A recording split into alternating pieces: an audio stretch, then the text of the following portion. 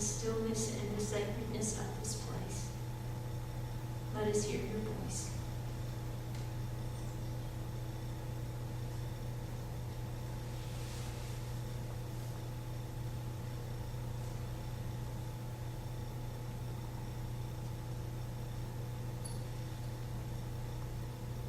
Thank you, O God, for hearing our words, our thoughts, and even those feelings so deep that we can't express at all. Thank you for breaking into our world and providing hope and joy and love and peace. Amen.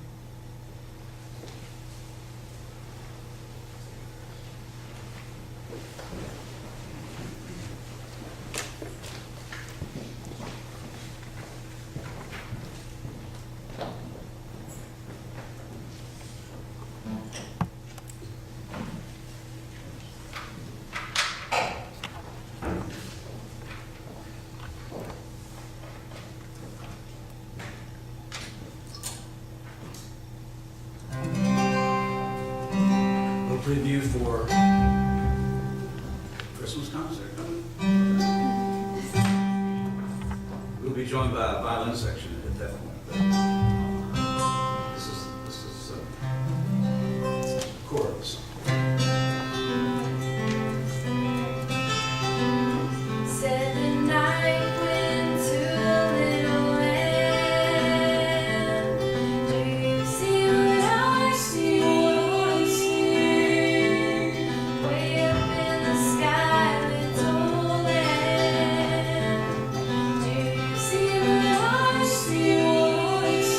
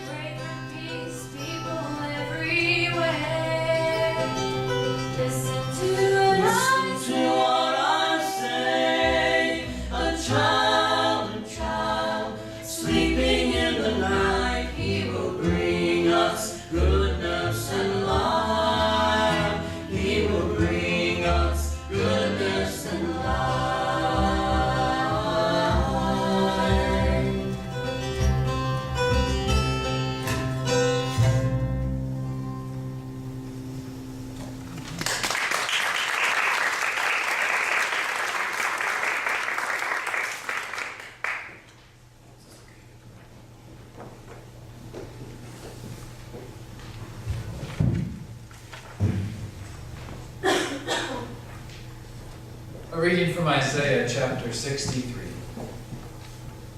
Look down from heaven and see, from your holy and glorious habitation. Where are your zeal and your might, the yearning of your heart and your compassion? They are withheld from me. For you are our Father. Though Abraham does not know us, and Israel does not acknowledge us, you, O Lord, are our Father. Our Redeemer from of old is your name. Why, O Lord, do you make us stray from your ways, and harden our heart so that we do not fear you? Turn back for the sake of your servants, for the sake of the tribes that are your heritage. Your holy people took possession for a little while, but now our adversaries have trampled down your sanctuary. We have long been like those whom you do not hold, like those not called by your name. Oh, that you would tear open the heavens and come down, so that the mountains would quake at your presence, as when fire kindles brushwood, and the fire causes water to boil, to make your name known to your adversaries, so that the nations might tremble at your presence. When you did awesome deeds that we did not expect, you came down. The mountains quaked at your presence. From ages past no one has heard, no ear has perceived, no eye has seen any God besides you, who works for those who wait for him. You meet those who gladly do right, those who remember you in your ways. But you were angry, and we sinned. Because you hid yourself, we transgressed. We have all become like one who is unclean, and all our righteous deeds are like a filthy cloth. We all fade like a leaf, and our iniquities, like the wind, take us away. There is no one who calls on your name or attempts to take hold of you, for you have hidden your face from us and have delivered us into the hand of our iniquity. Yet, O Lord, you are our Father. We are the clay, and you are our potter. We are all the work of your hand. The word of the Lord.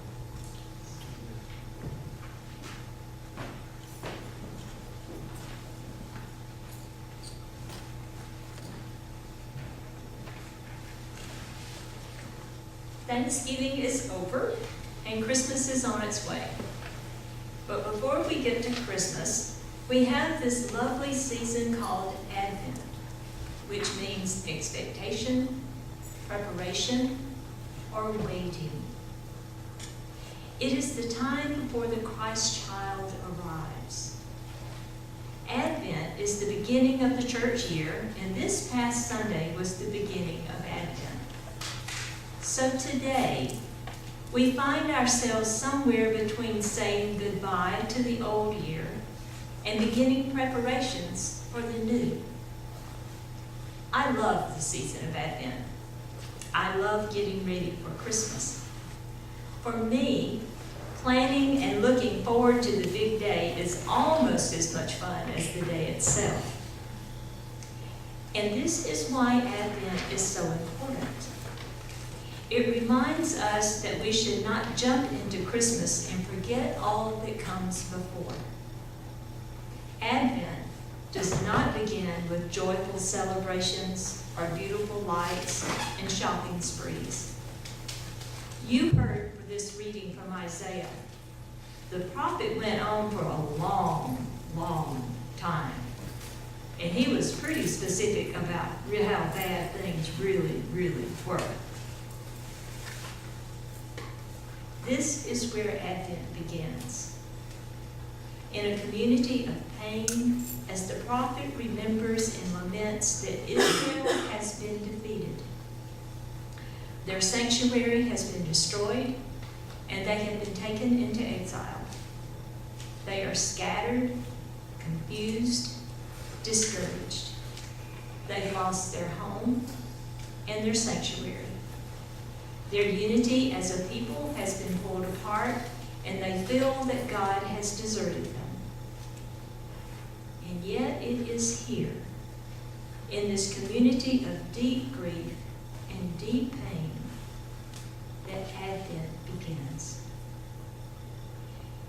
In their despair, they honestly and desperately prayed for a dramatic appearance of God.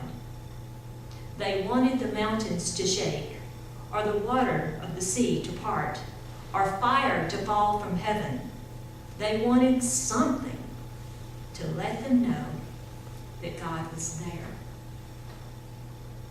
This is the description of a people who lived thousands of years ago. And yet, we could be reading today's headlines. Fear, grief, chaos, anger, uncertainty, confusion, people scattered and divided. What will happen to us? Where is God? Has God left us?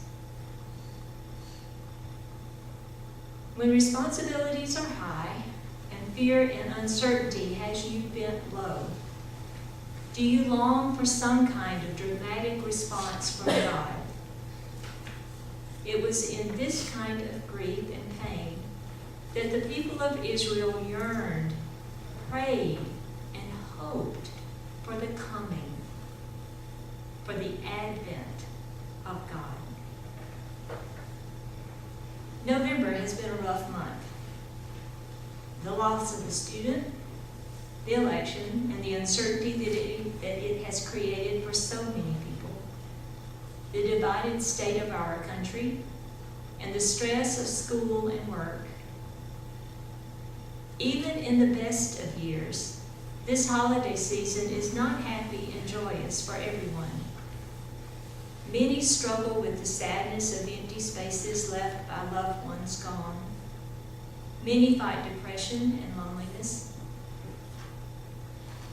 And yet it is exactly in this situation where despair and hope walk side by side and Advent begins.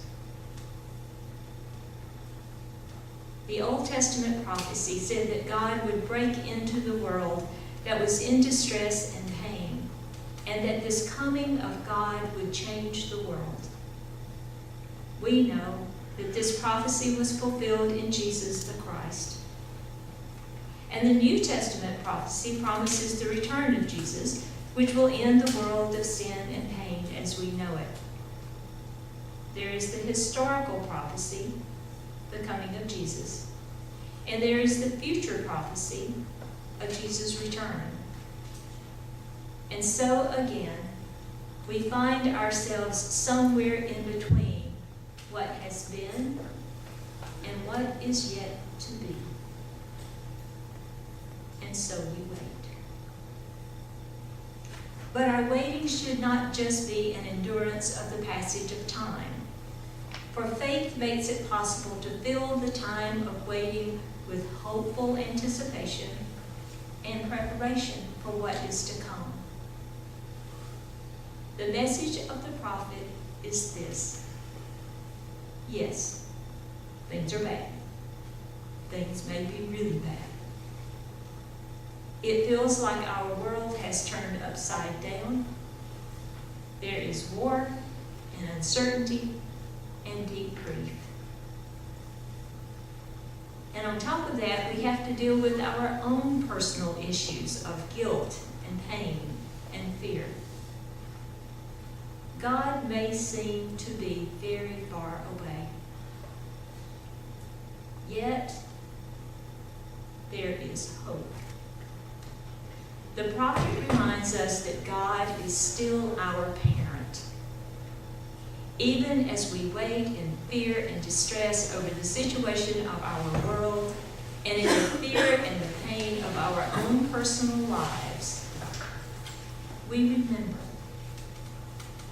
We remember the coming of God into our world in the past, and that memory gives us the strength to hope in the God who was and is to come. So today, this week, and as Christmas approaches, watch, wait, is here. God is coming. It is in our distress that Advent begins.